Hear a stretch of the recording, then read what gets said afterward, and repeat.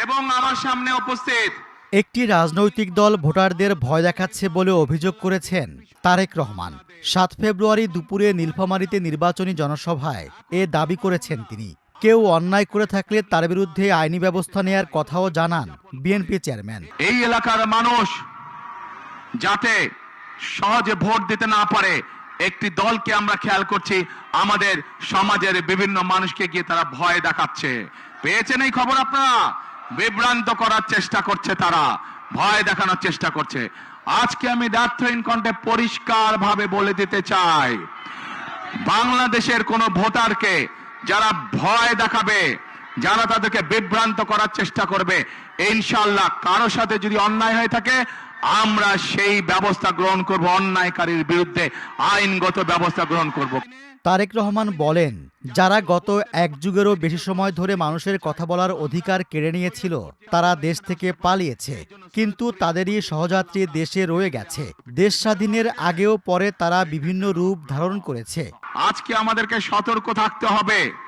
সতর্ক এই জন্য থাকতে হবে, গত এক যুগেরও বেশি সময় ধরে যেভাবে বাংলাদেশের মানুষের কথা বলার অধিকারকে কেড়ে নেওয়া হয়েছিল, বাংলাদেশের মানুষের ভোটের অধিকারকে যারা কেড়ে নিয়েছিল তারা তো দেশ থেকে ছেড়ে পালিয়ে গিয়েছে, কিন্তু তাদেরই এক সহযাত্রী তারা দেশে রয়ে গিয়েছে।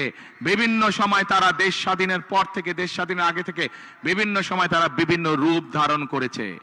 এই রূপ ধারণকারী, বহু রূপ ধারণকারী তারা আজকে বিভিন্ন জায়গায় বিভিন্ন ষড়যন্ত্রে লিপ্ত হয়েছে, কারণ তারা বুঝে গিয়েছে সারা বাংলাদেশের মানুষ ধানের শীষের পক্ষে রায় দেওয়ার সিদ্ধান্ত নিয়েছে।